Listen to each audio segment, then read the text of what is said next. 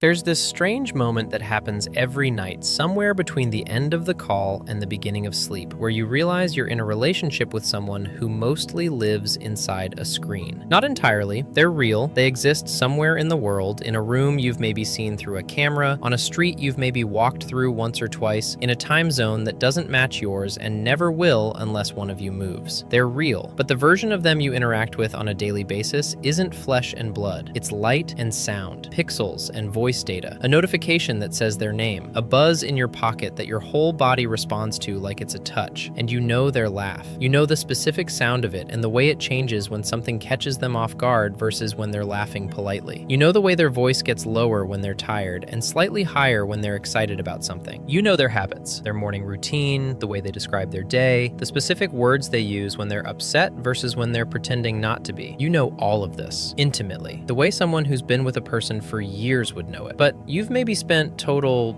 a few weeks in the same room, maybe less? And somehow, despite the distance, despite the screens, despite the fact that real life keeps reminding you that this is not how relationships are supposed to work, your brain has decided that this person is part of your daily life. And the deciding is so complete that their absence feels like presence. And their presence, when it does happen, feels like a miracle that ends too soon. And the phone is the center of everything. The phone is the relationship in a way that's hard to explain to people who haven't done this. The phone isn't a tool you use to communicate with your partner. The phone is your partner, at least the version of your partner you have access to 90% of the time. Your morning starts with the phone, before your feet hit the floor, before coffee, before anything. You reach for the phone and you check, not for emails, not for news, for them, for the message they sent while you were sleeping, because they were awake when you weren't, because the time zone means their afternoon is your morning, or their night is your day, or some other configuration of hours that means you're always slightly out of sync. And the message is there, or it isn't. And if it's there, the morning starts warm, like someone left the heater on while you were sleeping. And if it isn't, the morning starts with a small, barely there tightness. Not panic, just awareness. Awareness that the thread connecting you across whatever number of miles and hours and borders sits between you is made of something fragile. And fragile things need constant attention. And attention is the currency of long distance. And you've been spending it every single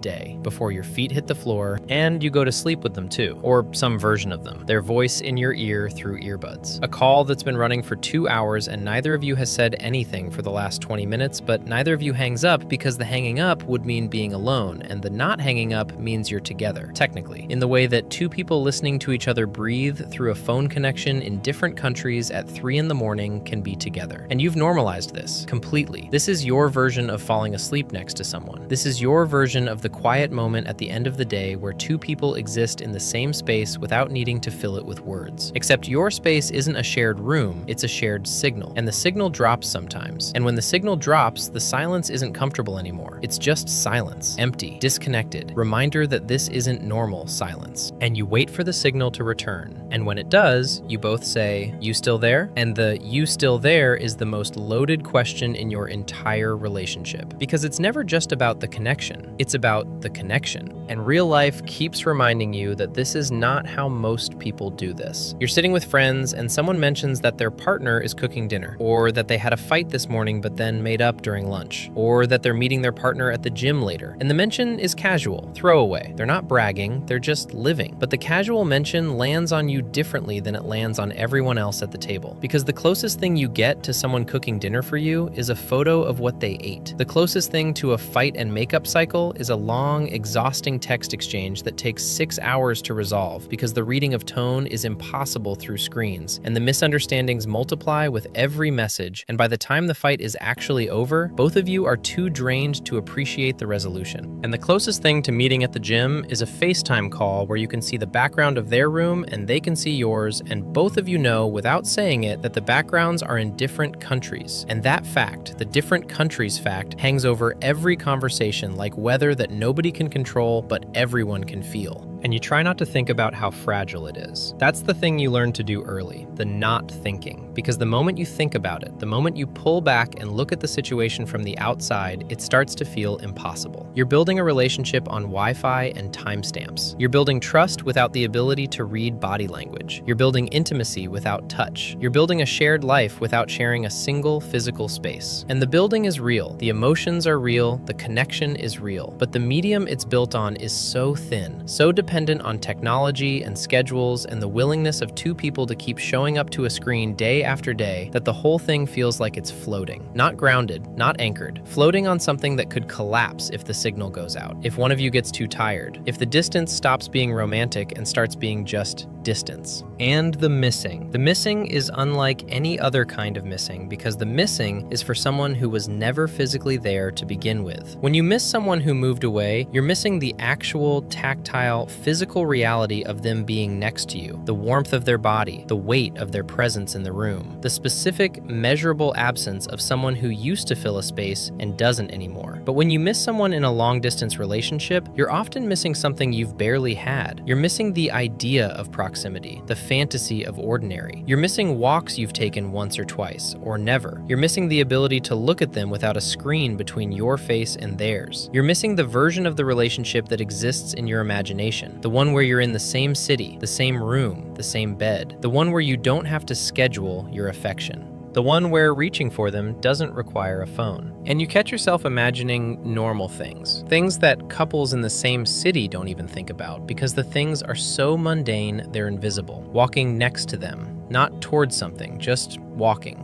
Side by side, close enough that your hands could touch if you wanted them to. Sitting across from them at a restaurant and watching them read the menu. Arguing in person, which sounds terrible but is actually something you want because arguing in person means reading their face, hearing the real tone of their voice, being in the same room while the tension resolves instead of staring at a screen wondering if the 3 dots mean they're typing a response or typing a goodbye. You imagine grocery shopping together, sitting on the same couch, driving somewhere and they're in the passenger seat and they change the song and you complain and they laugh and the laughing fills the car instead of filling your earbuds. You imagine all of this in vivid detail, and the detail is what makes the imagining hurt. Because the detail proves you've been thinking about it a lot, more than you let on. The imagining is a second life you live in parallel to the real one, the life where the distance doesn't exist, the life where they're here. And then reality hits again. A notification sound, a text, a photo of their morning coffee from a kitchen that's 6 hours ahead of yours. And you're back to staring at a screen, back to typing words that are supposed to replace the presence you don't have, back to the relationship that lives in the device you carry in your pocket. And the device is warm from your body heat. And the warmth, sometimes, on the worst nights, is the closest thing to their warmth that you have. And that thought, the thought that your phone's warmth is the proxy for their warmth, is one you don't say out loud because saying it would make the distance feel heavier than you can carry tonight. And the visits. The visits are their own kind of emotional event. Because the visits are what the entire relationship is building toward, always. The visits are the payoff, the reward for weeks or months of screens and calls and timestamps and goodnight texts sent to someone who's not lying next to you. And the anticipation of a visit is intoxicating. You count the days, you plan the meals, you think about what you'll wear, you clean your apartment with an energy that borders on manic, because this is the one time the imaginary becomes real. The person steps off a plane or out of a car and suddenly they're standing in front of you. And the standing in front is so overwhelming that your body doesn't know what to do with it. You've been looking at this face on a screen for so long that seeing it in 3 dimensions feels like a glitch, like your phone came to life. And you reach for them, and the reaching doesn't stop at glass, and the not stopping is the most extraordinary feeling you've ever experienced. And then the visit starts, and the visit is beautiful. And the visit is also strange, because you've built up this person in your head through months of calls and texts, and you've constructed a very specific version of who they are based on the medium you've been experiencing them through. And the in-person version is different, not in a bad way, just different. They're louder than you expected, or quieter. They move differently than you imagined. They have habits you never knew about because the habits only show up in physical space. The way they eat, the way they take up room, the way they look when they're not performing for a camera. And the differences aren't deal breakers. They're just adjustments, small recalibrations of the version in your head to match the version in front of you. And the recalibrating takes time. And the time you need to recalibrate is being spent from the same limited pool of hours that the visit consists of. And the pool is small, always too small. A weekend, a week, maybe 2 weeks if you're lucky. And the awareness that the pool is draining from the moment the visit starts creates this specific, unique, long-distance anxiety. The anxiety of enjoyment. The anxiety of knowing that every good moment is being subtracted from a finite total. Every hour spent together is an hour closer to the ending. And the ending is always the same. An airport, or a car, or a doorstep, and someone driving or flying away. And you, standing where they were, holding the air that still smells like them, and feeling the distance snap back into place like a rubber band that was stretched for a few days and is now returning to its natural length. And the natural length is measured in miles. And the miles are the thing you feel in your chest for the next week.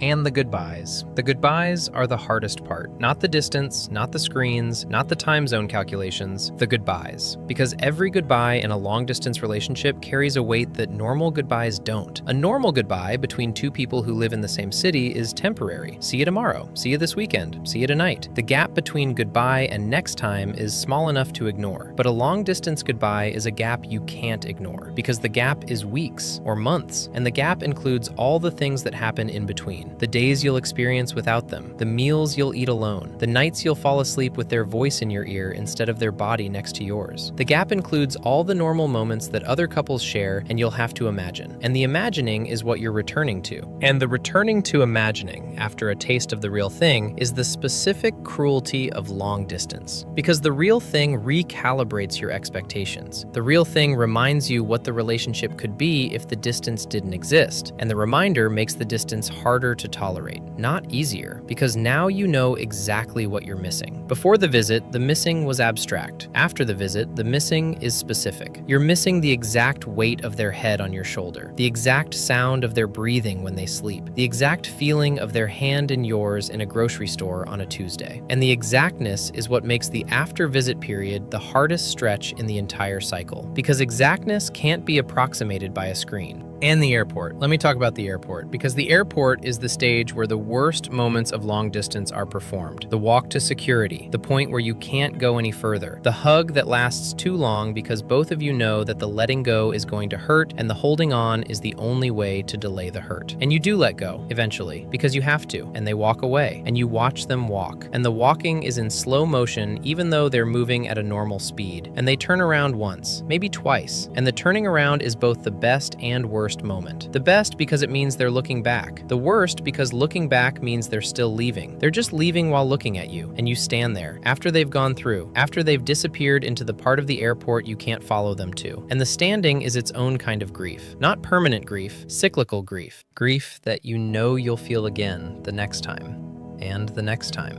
and the next, until one of you moves, or one of you can't do it anymore. And the post-visit withdrawal is a specific, measurable, physically real experience that lasts about a week. The first night alone after a visit is the worst. You walk back into your apartment and the apartment is wrong. Not messy, just wrong. Same furniture, same layout, but for a few days the apartment had them in it. Their jacket on your chair, their toothbrush next to yours, their warmth in the bed. And now the chair is empty and the toothbrush is gone and the bed is cold and the air is just air again. And the returning to just air is the withdrawal. Your body spent days adjusted to their presence, and now the presence has been removed, and the removing creates a vacuum. And the vacuum is physical. You can feel it in the specific emptiness of a room that was recently full. And your body goes through the withdrawal. Your sleep is worse for the first few nights. Not because of anxiety, because of absence. Your body adjusted to sleeping next to someone, and now it's sleeping alone. You reach for them in your sleep. Your arm extends across the bed and finds nothing, and the finding nothing wakes you up. Just enough to register the emptiness before you fall back into a sleep that's lighter than it should be. And by day 3 post-visit, you're tired in a way that has nothing to do with hours slept. You're tired because the sleeping was done in the wrong conditions. configuration. The body-shaped space next to you was empty, and the body that was there during the visit was the best sleep aid you've ever had. And the best sleep aid is now in a different time zone. And the things you do to stay connected during the hardest stretches. You send each other voice notes, not because you have something important to say, because you want them to hear your voice. You want the sound of you to exist in their physical space. And they do the same. And the voice notes pile up. A library of casual sentences, random observations, half-finished thoughts, all saved, all replayed, all serving as proof that across whatever distance separates you, someone is thinking of you and choosing to record that thinking and send it through the air to your device. And you send physical objects.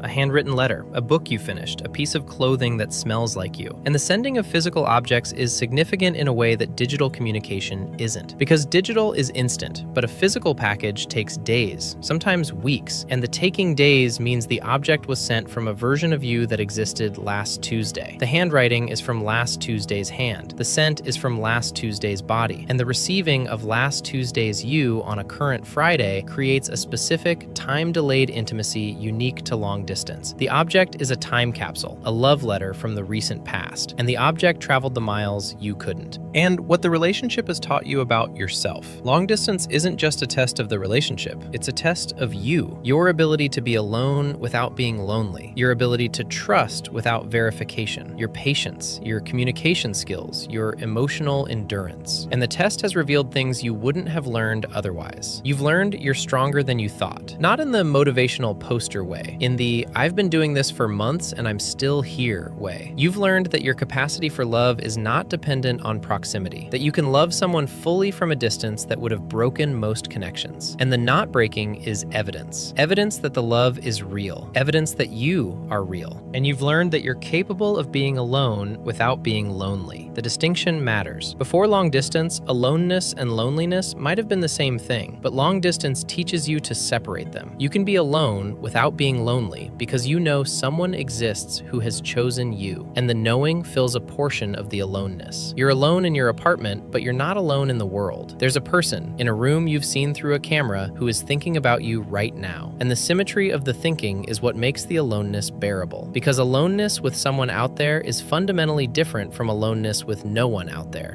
And the can't do it anymore is the thing that sits underneath every good moment in a long-distance relationship.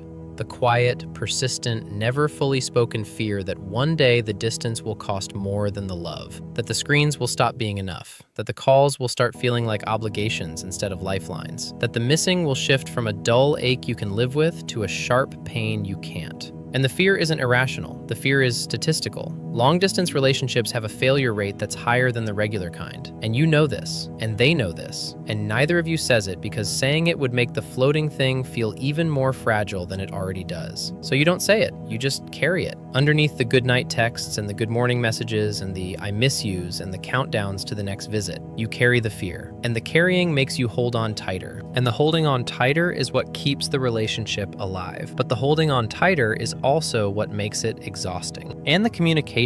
The communication in a long-distance relationship is a full-time job. Not because you talk too much, because talking is all you have. In a regular relationship, communication is supplemented by everything else. By presence, by touch, by proximity, by the passive, effortless information that comes from being in the same room as someone. You can sense their mood without them saying a word. You can feel the tension in the air. You can see their face change when something's wrong. But in long distance, you don't have any of that. You have words, typed or spoken. And words have to carry the entire weight of the connection. Every feeling has to be articulated. Every mood has to be verbalized. Every nuance that would normally be communicated through body language or facial expression or the simple act of being present has to be translated into language and transmitted through a device. And the translation is never perfect. And the imperfection is where the fights come from. Because the fights in long-distance relationships are different from the fights in normal ones. In a normal relationship, a fight happens in real time. Two people in the same room, reading each other's faces, hearing each other's real voices, adjusting in real time based on what they see and hear. The fight is a loop: action, reaction, adjustment, resolution. The loop takes minutes or hours. It resolves through the natural mechanics of being in the same physical space. But a long-distance fight doesn't have the loop. A long-distance fight has delay. You send a message, you wait, they read it, they interpret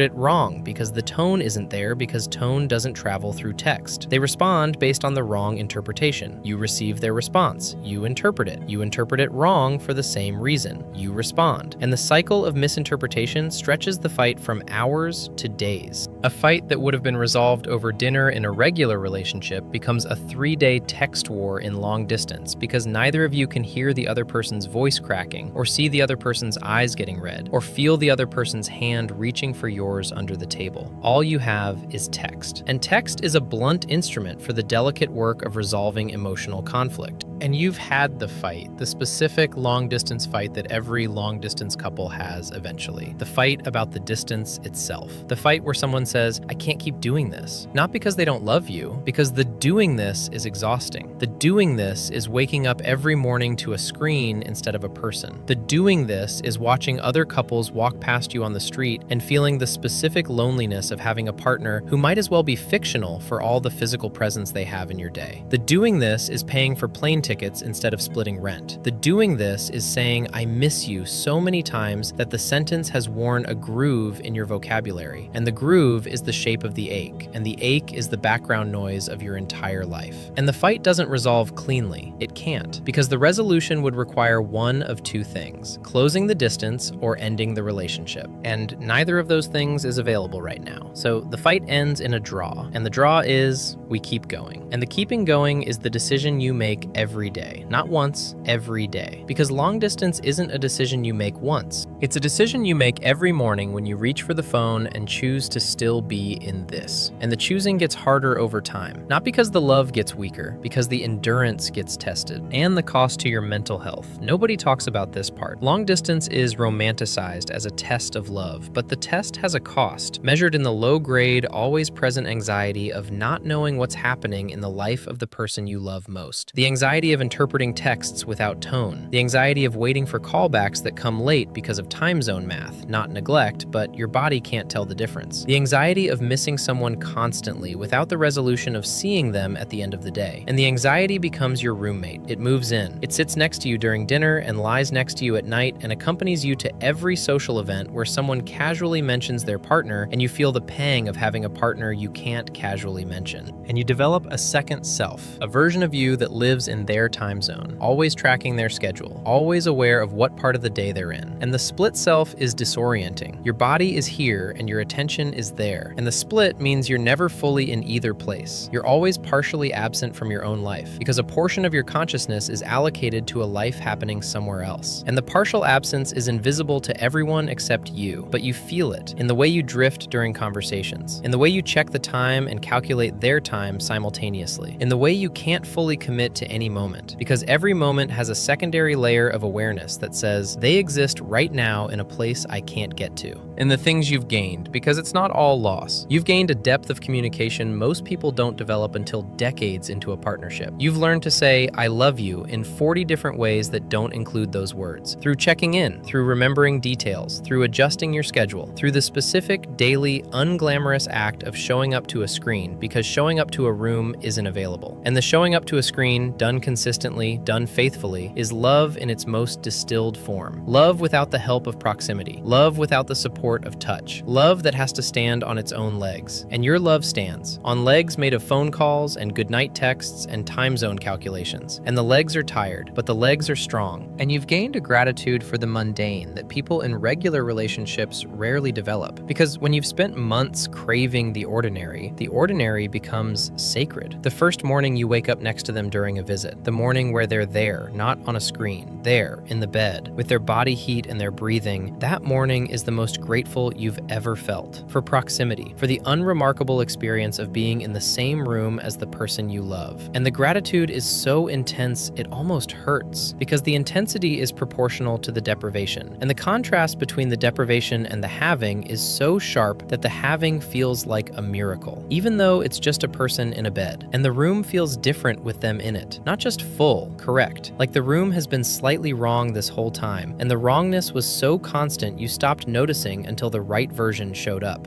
And you've gained a version of love most people will never experience. The version where love is a choice made in the absence of convenience, stripped of every shortcut and still surviving. The version where you chose someone not because they were there, but because they were them. And the themness, proven by the choosing, tested by the distance, is the purest form of connection you've ever been part of. Not the easiest, the purest. And the jealousy. The jealousy deserves its own space because the jealousy in long distance is its own specific breed. It's not the regular jealousy of seeing your partner flirt with someone at a party. It's the jealousy of not being there. The jealousy of knowing that your partner has a full life that you're not part of. They have friends you've never met. They go to places you've never been. They have experiences that you only hear about secondhand through stories and photos and brief descriptions that never fully capture what actually happened. And you're happy for them. You are. You want them to have a life. You don't want them to sit in their room waiting for your call. But the having a life means they're living a version of their existence that has no you in it. And the no you in it is where the jealousy lives. Not jealousy of specific people, jealousy of proximity. Jealousy of the people who get to stand next to them while you're staring at a screen. Jealousy of the barista who makes their coffee every morning. Jealousy of the coworker who eats lunch with them. Jealousy of anyone who gets the in-person version while you get the pixels. And you feel guilty about the jealousy because the jealousy is irrational, and you know it. You know that being jealous of a barista is insane. You know that their friends aren't threats. You know that their life isn't a betrayal of your relationship just because you're not physically in it. But the knowing doesn't stop the feeling. The feeling operates on a different system. The feeling says, they are there and I am here, and the gap between there and here is filled with a life I can't see and can't share and can't participate in. And the can't is the fuel. And the fuel powers the jealousy. And the jealousy, if you're not careful, starts to leak into the relationship. It shows up as extra questions. What did you do today? Who were you with? What did they say? And the questions sound casual, but they're laced with the anxiety of someone who's trying to reconstruct a life they're not part of from fragments of information delivered through a screen. And the reconstructing is exhausting for both of you. For you, because the fragments never feel complete. For them, because the questioning starts to feel like surveillance. And the gap between your intention, which is just to feel close, and their interpretation, which is that you don't trust them, is another thing the distance makes worse. Because in person, the question, what did you do today, is casual. Through text, after 4 other questions, it starts to feel like an interview. And the interview feeling is what creates the tension. And the tension is another thing you have to resolve through the same limited medium that caused it. And there are things that go unsaid in long distance that wouldn't go unsaid in a regular relationship. Things too heavy for text and too vulnerable for a scheduled call. Like the fact that you're scared. Not of them leaving, of the distance winning. Scared that the endurance you've been running on has a limit and you don't know where the limit is. Scared that one day the choosing this again won't happen automatically. That the automatic will become effortful, and the effortful will become exhausting, and the exhausting will become unsustainable. And the unsustainable is the end. And the end is the thing you can't say out loud because saying it would make it real. So you hold the fear inside, underneath the goodnight texts, underneath the I love yous, the way you hold everything in long distance, privately. And social media makes the distance more complicated because social media shows you their life in real time, not the version they tell you about, the version they post, the curated version. And the curated version includes moments you weren't part of, dinners you didn't share, outings with faces you don't recognize. And you know the curation isn't the reality, but the images land on you differently than they'd land on a stranger because the images are of someone you love living a life you're not in. And the not being in it, documented publicly, feels like exclusion even when it's not. And you scroll through their feed the way you'd walk through a house you used to live in, recognizing things, feeling left out of things, wondering which version of their life is the real one. And the wondering is poison, and the poison is optional. You could stop looking, but stopping looking feels like disconnecting, and disconnecting is the thing you're fighting against. And the holidays alone, holidays in long distance have their own specific weight. Because holidays are designed for proximity, for presence, for two people in the same room at the same time. And your version of a holiday is a FaceTime call where you can see their Christmas tree and they can see yours, and both rooms are warm, but the warmth doesn't travel through the screen. And you smile, and they smile. And the smiling is real, but also sad, because the smiling is happening through glass. And glass is the permanent barrier between you and the version of the holiday that exists in your imagination. And birthdays. Their birthday from a distance is a particular kind of heartbreak. You want to be there, not on a screen, there, standing in their kitchen at midnight with a cake. And instead, you're sending a text with too many emojis because the emojis are trying to carry the weight that your physical absence can't. And the text arrives and they say thank you, and the meaning is genuine, but the medium is insufficient. And the insufficiency is nobody's fault. There's just distance. And distance doesn't care about birthdays. And what the relationship looks like to outsiders. Outsiders see the inconvenience, the impracticality. They express concern in ways that are kind but corrosive. How do you do it? Don't you miss them all the time? Is this really sustainable? And each question is a challenge to the legitimacy of what you've built, because the questions imply that what you have is a placeholder, something you're tolerating until the real relationship can begin. And the implication is wrong. This is the real relationship. The calls at midnight, the fights over text, the airport goodbyes, the countdowns. All of it is the real relationship, not the preview, not the trial version, the real, full, honest, tested version. And the testedness is what outsiders can't see, because the testing is invisible. It happens inside the calls and the silences and the moments where you choose to stay when leaving would be easier. And the strength long distance builds in you, because it builds something specific, patience. Not the easy kind, the kind where patience means choosing to stay inside something uncomfortable because the person on the other side is worth it. Communication skills that would be unnecessary in a regular relationship. You learn to articulate feelings with a precision that proximity doesn't demand. You learn to read between lines. You learn to hear tone in text. And the learning is transferable, because if you can resolve a fight over text across 6 time zones at 2 a.m. when neither of you can see the other's face, you can resolve anything in person, where you have all the tools. And the having all the tools after doing without them feels like a superpower. And the superpower is the gift. The unexpected, hard-won gift of having loved someone in the hardest possible format and survived.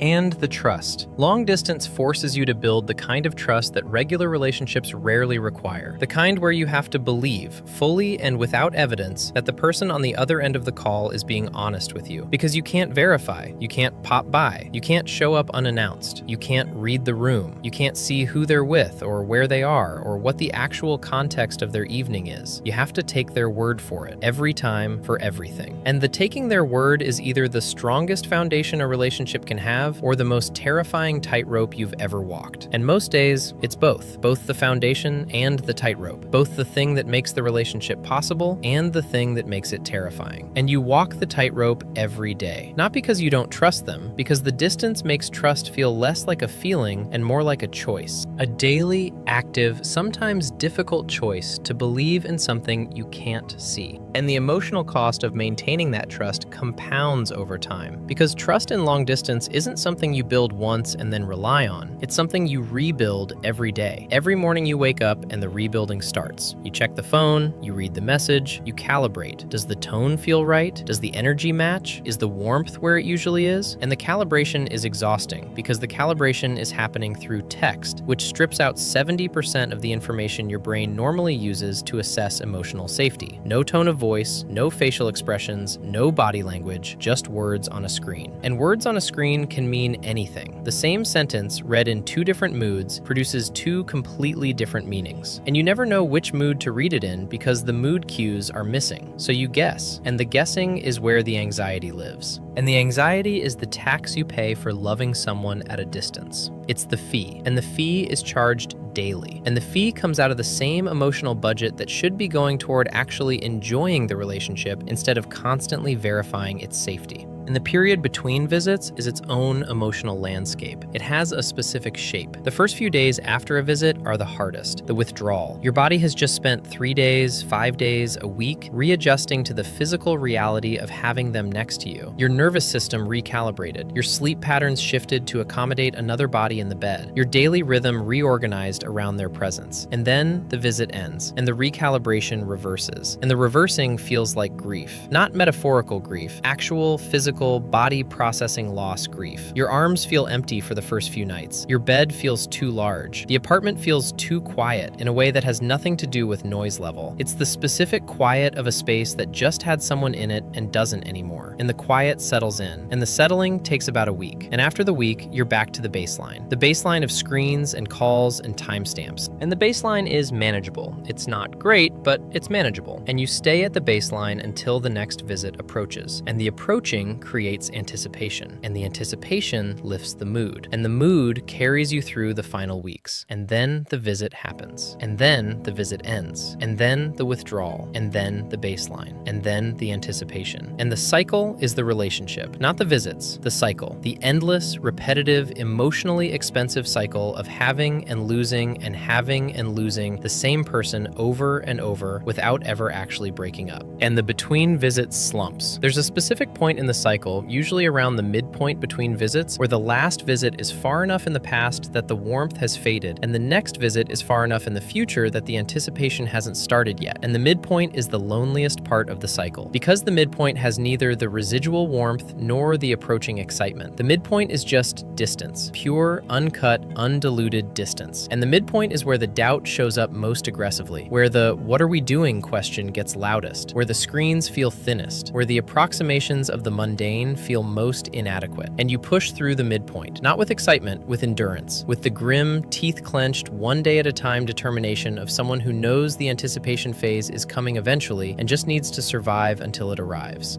And long distance changes your relationship with time in ways that extend beyond the time zone math. Time itself moves differently. The days feel slow, but the weeks feel fast. Monday to Friday drags because each day is another day of screens. But Monday to Monday flies because another week has passed and you're 1 week closer to the next visit. And the contradiction, the slow days inside fast weeks, creates a disorienting experience of time where you simultaneously feel like you've been doing this forever and like the weeks are slipping through your fingers. And the slipping is important because the weeks slipping means time is passing, and time passing without shared physical experiences means the relationship is aging without the nutrients it needs. Like a plant getting light through a window but never getting rain. It grows, but it grows differently than it would outdoors. Thinner, more vertical, reaching for something it can't quite get to. And you learn things about yourself in long distance that you wouldn't have learned in a regular relationship. You learn your capacity for patience, not the easy kind, the hard kind, the kind where patience means choosing to stay in something that's actively causing you discomfort because you believe the outcome is worth it. You learn your capacity for communication because long distance forces you to articulate things that regular couples never have to say out loud. You learn to put feelings into words with a precision that wouldn't be necessary if the person could see your face and read your body. You learn what you actually need versus what you think you need, because long distance strips away everything except the essential. The essential is, do I want to keep talking to this person? Do I want to keep choosing them? Do I want this enough to endure the cost? And the answers to those questions, given honestly, without the distortion of proximity and convenience and the passive warmth that comes from simply being near someone, those answers are the purest assessment of a relationship you'll ever get. Long distance doesn't let you coast. Regular relationships let you coast. You can be in a mediocre relationship for years if the person lives down the street because the convenience of proximity masks the absence of depth. But long distance doesn't have convenience. Long distance only has depth. And if the depth isn't there, the distance will expose it, quickly, ruthlessly, without mercy. And the things that make it worth it, because it is worth it on the good days, on the days when the call goes long and the conversation goes deep and they say something that makes you forget for a full minute that they're in a different country, on the days when a photo arrives of something mundane, their lunch, their desk, the view from their window, and the mundane feels intimate because they chose to share it with you specifically, on the days when the anticipation of the next visit makes your whole body lighter, on the days when you realize that you've built something with this person that most people never build, a connection that's been tested by distance and survived, a trust that's been verified by the absence of verification, a love that chose itself, actively, daily, without the shortcuts of proximity. And the building is real, and the building is strong, stronger in some ways than anything you could have built with someone who was always available, because the building required intention. And intention, sustained across months and miles, produces a different kind of structure than convenience does, a more deliberate structure, a more conscious structure, a structure you had to want badly enough to build in the hardest possible conditions. And what you wish people understood, because people don't understand. People in regular relationships look at long distance and they see something sad, something unfortunate, something you're enduring until you can have the real thing. And the looking at it that way misses the point entirely, because this is the real thing. The calls are real, the feelings are real, the fights are real, the love is real. The fact that the medium is a screen instead of a room doesn't make the content less genuine. You've had conversations on the phone at 2 a.m. that were more intimate than conversations most couples have had in person. phone. You've shared parts of yourself through text that you might never have shared face-to-face because the screen, paradoxically, sometimes makes vulnerability easier. The distance removes some of the performance that proximity demands. You can't perform confidence on a call at 3 a.m. when you're tired and scared and missing them. You're just you, raw, unfiltered, and they receive the raw version. And the receiving is love, and the love doesn't have a location requirement. And you wish people would stop asking when you're going to close the distance. Not because the question is rude, because the question implies that the distance is the problem. And the distance is a problem, but the distance isn't the relationship. The relationship is the person, and the person is worth the distance. And the worth isn't diminished by the miles. If anything, the worth is clearer because of the miles, because the miles are a filter. The miles filter out everything that isn't essential. The miles filter out convenience and habit and proximity-based attachment and all the things that can masquerade as love in a regular relationship but aren't love. They're just closeness. And closeness and love are not the same thing. You can be close to someone and not love them. And you can love someone and not be close. And the loving without being close is what you're doing. And the doing is harder than anyone who hasn't done it can imagine. But the harder doesn't mean lesser. The harder means refined, tested, proven. And the proving is what makes long-distance love, when it works, when both people keep choosing it, some of the most honest love that exists. And long distance reveals something about conventional relationships that people don't want to hear. It reveals that a lot of what passes for love in regular relationships is actually just logistics, proximity, convenience, the path of least resistance. People stay with people who are available because the availability makes the staying easy. And easy isn't love. Easy is just easy. And when easy is removed, when the convenience is stripped away, what's left is either something real or something that was always being held together by proximity alone. Long distance forces you to find out which one you have, and the finding out is brutal. But the brutal produces clarity, and clarity, however painful, is always better than the comfortable illusion that convenience creates. You know exactly what you have, because what you have survived the removal of every shortcut, and the surviving is the proof. Not proof that the relationship is easy, proof that the relationship is real. And real is the only thing worth building a life on. And there are moments of beauty in long distance that only long-distance couples know. Moments that are invisible to the rest of the world, but luminous to the two people inside them. The moment when you're on a call and neither of you is talking, and the silence isn't uncomfortable, it's shared. And the shared silence across 6 time zones feels like the most intimate thing a phone connection can produce. Two people in different parts of the world choosing to exist in the same moment without filling it. Choosing quiet together when they could be doing literally anything else alone. And the choosing of shared quiet is maybe the purest form of long-distance intimacy. Not the conversations, not the declarations, the silence. The silence that says, I don't need you to entertain me, I just need you to be there. And the being there, through a phone, across a continent, in a time zone that doesn't match, is the miracle. Not a dramatic miracle, a quiet one. The kind that happens inside a moment nobody else would notice. But you notice, and they notice. And the noticing is the connection. And the connection is what makes the distance bearable. One noticed moment at a time. And the moment when a notification sound becomes the most important sound in your day. When the specific buzz, the specific vibration pattern that means their name is on your screen, produces a physiological response that's disproportionate to the stimulus. Your heart lifts, your breath shifts, your face changes before you've even read the message. Just the arrival of the notification, the evidence that they thought of you and acted on the thinking, is enough to restructure the next hour of your life. One notification, one buzz, and the whole day changes shape. Not because the message is profound. The message might be, what are you eating for lunch? But the what are you eating for lunch, sent from a different country by someone who's thinking about your lunch because your lunch matters to them, is the most romantic thing you'll experience today. And the most romantic thing being a lunch question is the specific, beautiful, heartbreaking absurdity of long-distance love, where the ordinary becomes extraordinary because the ordinary has to travel thousands of miles to reach you. And the version of love you're building, because you are building something, not just enduring, building. Every call that goes well is a brick. Every fight that gets resolved is mortar. Every goodbye that survived without breaking is a load-bearing wall. And the building is going up,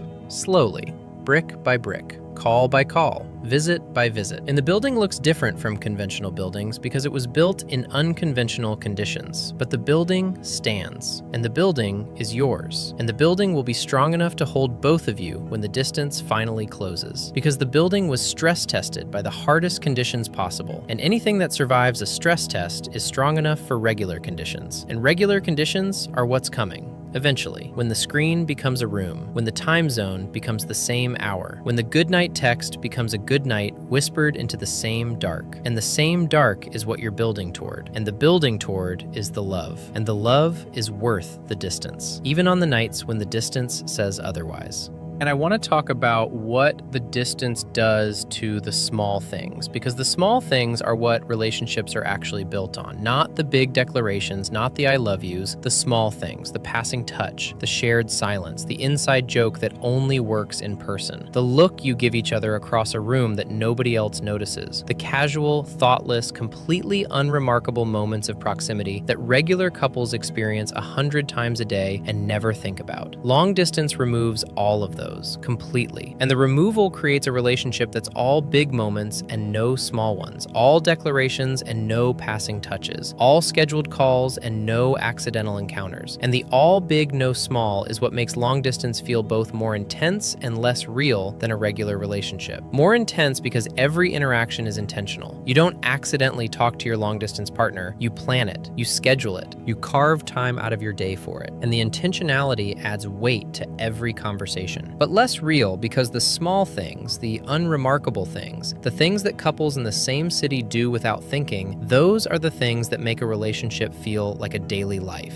And without them, the relationship feels more like an event, something that happens on a schedule, something that requires effort to access, and the rituals you create to compensate. Because every long-distance couple develops rituals. Private, specific, nobody else would understand rituals that serve as substitutes for the physical proximity they don't have. Maybe it's watching the sunset at the same time, adjusted for time zone, so you're both looking at a sky even though it's a different sky. Maybe it's sending a photo of your morning coffee every day, not because the coffee is interesting, but because the sending is a form of showing up. I'm here, I'm awake, I'm thinking of you, here's the proof. Maybe it's a specific emoji that means something only the two of you understand, a language built from symbols because the language of touch isn't available. And the rituals are sustaining, they provide structure, they give the relationship the small thing texture that the distance tries to remove. But the rituals are also reminders. Each one is a quiet acknowledgement that the natural version of this, the version where the small things happen organically, isn't available. And the not available is the underlying sadness of every ritual. The sadness of having to manufacture what other couples receive for free. And the specific kind of intimacy that develops in long distance is something nobody talks about because it doesn't fit the conventional definition. Conventional intimacy is physical, it's touch, it's proximity, it's the sharing of physical space. But long-distance intimacy is verbal, it's conversational, it's the intimacy of knowing someone's inner world in extraordinary detail, because the inner world is the only world you have access to. You know their fears, their insecurities, their 3 a.m. thoughts, their specific brand of humor, the way they process sadness, the way they describe joy. You know the contents of their mind with a precision that some couples who live together for years never achieve. Because couples who live together have the physical layer to fall back on. They can be physically intimate without ever being verbally intimate. But long distance doesn't have the physical layer, so the verbal layer has to carry everything, and the carrying makes it deeper. Not better than physical intimacy, different. A different depth. A depth of knowing that's built entirely on words and voice and the specific, irreplaceable skill of saying who you are to someone who can't see your body doing it for you. And the verbal depth creates a paradox. Because you know this person better in some ways than anyone who's physically present in your life, you know the architecture of their mind, the floor plan of their emotional world, the specific rooms they keep locked and the ones they leave open. You have a map of their interior that most people never draw, and simultaneously, you're a stranger to their physical reality. You don't know what their hair smells like on a random Tuesday. You don't know the exact weight of their hand. You don't know the sound their door makes when it opens. You know everything about who they are and almost nothing about what being near them feels like on an ordinary day. And the everything and nothing is the paradox. And the paradox is long distance. And long distance is living inside a paradox and calling it love and being right. And the nights that test you, not every night, specifically specific nights. A night when you've had a terrible day and the only thing you want is to be held and the only thing available is a phone call. And the phone call helps, the voice helps, the listening helps, but the helping is incomplete because the body wanted something the voice can't give. The body wanted arms, and the arms are in another time zone. And the time zone doesn't care that you've had the worst day of your year. So you lie in bed with the phone on speaker and they say all the right things, and the right things are received by your brain and processed as comfort, but your body is still waiting, still tense, still holding the specific ache of a person who needed physical comfort and received auditory comfort, and the difference between the two is the entire width of the distance. And the night when you go to a party alone, not because you're single, because your partner is in a different country, and the party is full of couples, and you're there in a room full of people who have the thing you have minus the distance. And the minus the distance is the thing that makes the room feel wrong. Not uncomfortable, wrong. Like you're standing in the right place at the wrong time. Like the party is for people who have something you don't have yet, and the yet is the word you use to get through the evening. We'll have this too, eventually, when the distance closes, when the screen becomes a room, when the we becomes physically present instead of digitally represented. The yet is the armor you wear to parties alone. And the armor is thin, but it holds, most nights. And the night when you fight, and you can't resolve it by walking into the next room and sitting next to them and saying, "I'm sorry,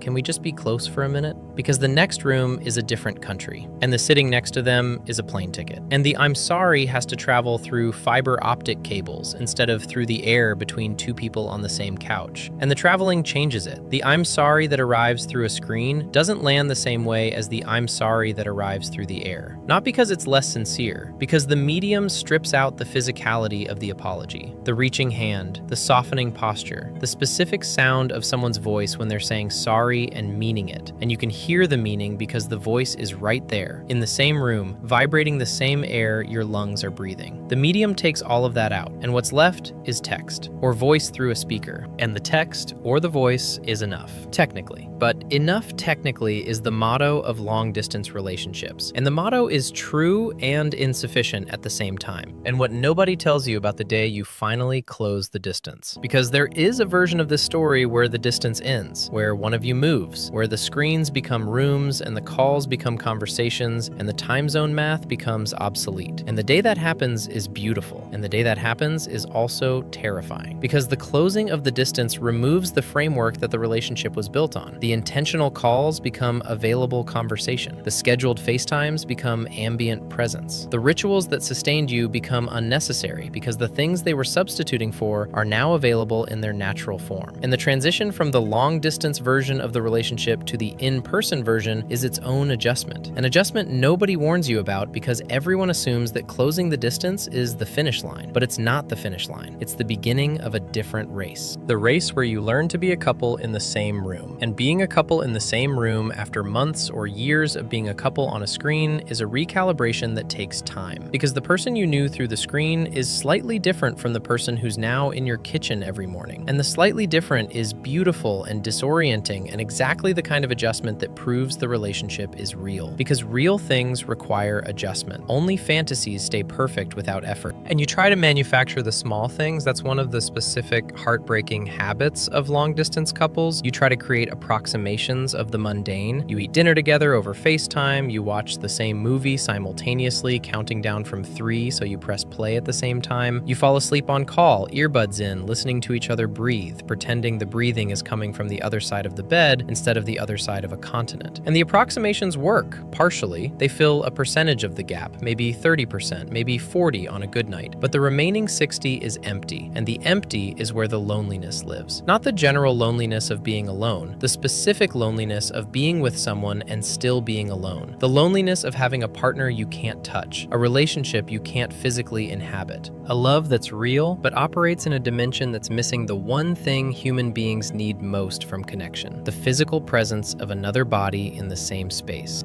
And the daily routine of long distance is something nobody prepares you for. It's not glamorous, it's not the cinematic version where you write love letters and stare longingly at photographs. The daily routine is logistics, it's math. It's figuring out which hours of your day overlap with which hours of theirs and fitting the relationship into the narrow window where both of you are awake, available, and not too exhausted to be present. And the window is small. Some days the window is an hour, some days it's 30 minutes. Some days, because life doesn't doesn't pause for time zones, the window doesn't open at all. And the not opening is a day without contact. And a day without contact in long distance feels disproportionately long. Not because you're codependent, because the contact is the relationship. Without the contact, the relationship exists only in memory and anticipation. And memory and anticipation without fresh input start to feel thin. And your phone has become something it was never designed to be. Your phone was designed to be a tool, something you use and put down. But in long distance, the phone is an organ. It goes where you go. It sleeps where you sleep. It sits face up on every surface because the face down position means you might miss the buzz. And the missing the buzz feels like missing a chance. And the phone anxiety is real. The battery anxiety, the signal anxiety, the specific panic of being in a place where Wi-Fi is weak and the call keeps dropping, and every drop feels like a metaphor. The phone is your portal, your lifeline, and the weight of those rolls placed on a device that weighs less than a pound is absurd. But you don't think about it, because thinking about it would mean acknowledging that the most important relationship in your life is mediated by a piece of technology that could die or lose signal at any moment. And the time zone restructures your life in ways you didn't consent to. You eat at different times because their dinner is your afternoon. You sleep at different times because their bedtime is your late morning. You sacrifice hours of your natural rhythm to synchronize with someone whose natural rhythm is offset by a number that represents the distance in hours instead of miles. And the sacrifice is invisible to everyone except you. Nobody at work knows you stayed up until 2 a.m. because that's when their day ended. Nobody knows your alarm went off at 5 because that's when their morning started and you wanted to be the first thing they heard. The sacrifices are private, and the private nature makes the carrying lonelier. You know things about the logistics of this relationship that nobody else would believe. The mental math you run constantly. What time is it there right now? If it's 3 p.m. here, it's 9 p.m. there. And the math runs automatically. Like a second clock in your brain always set to their time. And the second clock is love. And the love is math. And the math is exhausting. And the gaps between calls. The hours and sometimes days between conversations where you're existing in your life, knowing they're existing in theirs, and the two existences are running in parallel without intersecting. And the parallel feels wrong, because in a regular relationship, existences overlap. They share space. They bump into each other naturally. But in long distance, the existences are fully separate. You have your life and they have theirs, and the two lives touch only during the scheduled windows. And the rest of the time, you're just two people living in different worlds who happen to be in love. And the happening to be in love without physical shared existence sometimes feels precarious, like a bridge between two cliffs held together by cables you can't see. And you fill the gaps differently than you used to fill alone time. Before the relationship, alone time was neutral, time you could spend on hobbies or friends or doing nothing. But now, alone time is gap time, time between their presence, time colored by their absence. You're at the gym, but you're also calculating when they'll be free. You're watching a show, but you're also checking if they've read your message. You're at dinner with friends, but you're aware that their morning is starting and you might get a good morning text. The awareness of them is constant, not obsessive, structural. They've become a variable in every equation your brain runs throughout the day. And the variable doesn't take a break. It's there during work, during meals, during conversations with people who are physically present and who deserve your full attention, but are getting the version that's been partially allocated to a person in a different time zone. And the clothes, the specific, ridiculous, deeply human thing about their clothes. If they've visited, if they've been in your space, something of theirs might still be there. A hoodie, a t-shirt, something that still smells like them. And the smelling is its own form of connection. You hold the fabric against your face and inhale, and for a second, the smell overrides the distance. The smell is a portal, a 2-second time machine that takes you back to the visit, to the specific moment when they were wearing this and standing in your kitchen and existing in your actual physical reality instead of your phone. And the portal closes when you pull the fabric away. And the closing is gentle but definitive. And the smell fades over time. And the fading of the smell is its own metaphor that you try not to think about. Because the smell fading means the visit is getting further away. And the further away means the next visit is the only way to refresh the portal.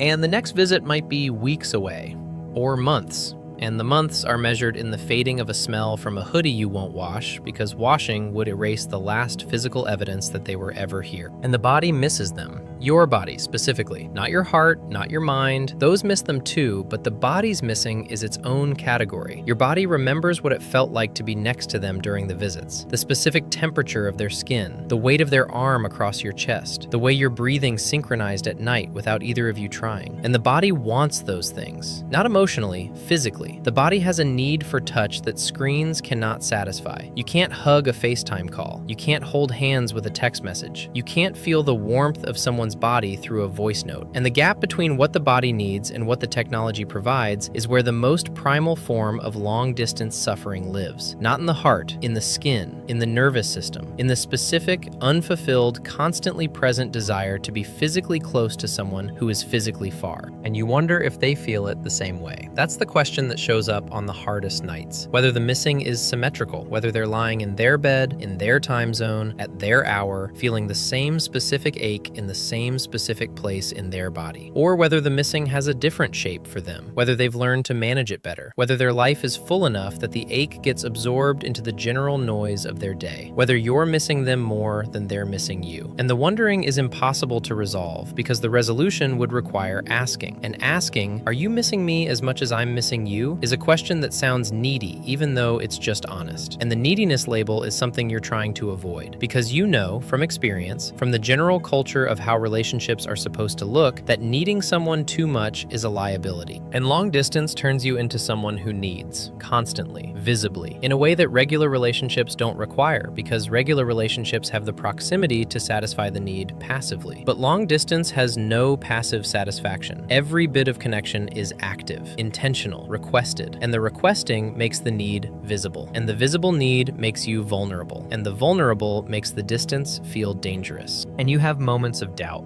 Moments where the distance feels so vast and the screens feel so thin and the future feels so uncertain that you wonder if you're doing the right thing. Whether loving someone you can't touch most days is an act of devotion or an act of self-harm. Whether the ache you're carrying is romantic or just painful. Whether the relationship is a testament to the strength of your connection or evidence of your inability to walk away from something that isn't giving you what you need. And the doubt is temporary. It passes. It passes because you call them and their voice fills the room, and the filling is enough to remind you why you're doing this. But the doubt leaves a residue, a thin layer of uncertainty that accumulates with each cycle of doubt and reassurance. And the accumulation is the thing you don't talk about, the thing that sits underneath the I miss yous and the I love yous and the countdowns. The accumulation is the question. How long can this last? And the question doesn't have an answer, and the not having an answer is the thing you carry every day, alongside the phone, alongside the time zone calculations, alongside the love that's real but lives in a format that was never designed to hold it. And the future. The future is the thing that keeps long-distance couples going and the thing that tortures them most, because the future is where the distance ends. The future is where one of you moves, where you're finally in the same city, the same apartment, the same room, where the phone becomes a tool again instead of a lifeline, where the small things start happening, where the mundane becomes possible. And the future is beautiful, in theory, but the future is also vague, and vague futures are hard to build endurance on, because endurance requires specificity. Endurance requires a date, a plan, a timeline with markers that say this much longer and then we're together. And when the timeline exists, the distance is bearable, because the distance has an expiration date. But when the timeline is uncertain, when the move date keeps shifting, when the circumstances that need to align refuse to align, the distance starts to feel permanent. And permanent distance is not a relationship. It's a pen pal with benefits. And the thought of that, the thought that you might be running a marathon that has no finish line, is the thought that shows up at the worst moments. At the airport after a visit, on a Tuesday night when they can't call because their schedule doesn't match yours, at 3 a.m. when the time zone difference means they're in the middle of their day and you're in the middle of your loneliness, and the middle of your loneliness has no one in it. And despite all of this, despite the screens and the time zones and the fights that take 3 days and the goodbyes at airports and the jealousy and the doubt and the specific bone-deep ache of missing someone who mostly exists in your phone, despite all of it, you stay. You choose it every morning. Every notification, every countdown. You choose the distance because the person on the other side of it is worth the cost. Not because the cost is small, because the person is large. Large enough to fill the gap.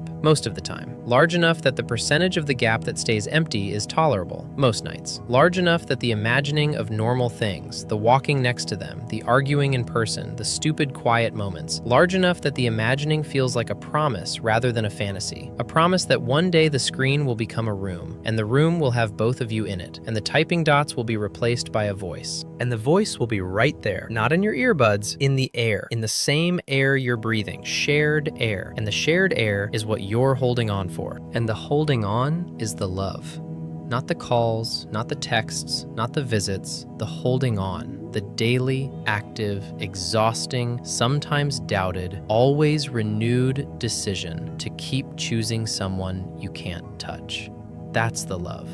And the love isn't weak because it lives in a phone. The love is stronger because it has to survive without the things that make regular love easy. The proximity, the touch, the passive connection, the effortless mundane. Long-distance love has none of that. Long-distance love runs on intention alone. And intention, sustained across distance and time zone calculations and airport goodbyes, is maybe the purest form of choosing someone that exists. Because you're not choosing them because they're convenient, you're choosing them because they're them. And the them is worth the distance. The them is worth the ache. The them is worth the 3 a.m. loneliness, and the screen that's warm from your body heat, and the imagining of a future that hasn't arrived yet but is worth every mile of the waiting. And the waiting is what you're doing tonight, and the waiting is what you'll do tomorrow, and the next day, and the day after that, until the distance closes, or the distance wins. And you don't know which one it'll be, but you know which one you're betting on. And the bet is them. The bet is always them. Even when the odds are long and the distance is longer and the screen is the only window into a life you wish you could walk through.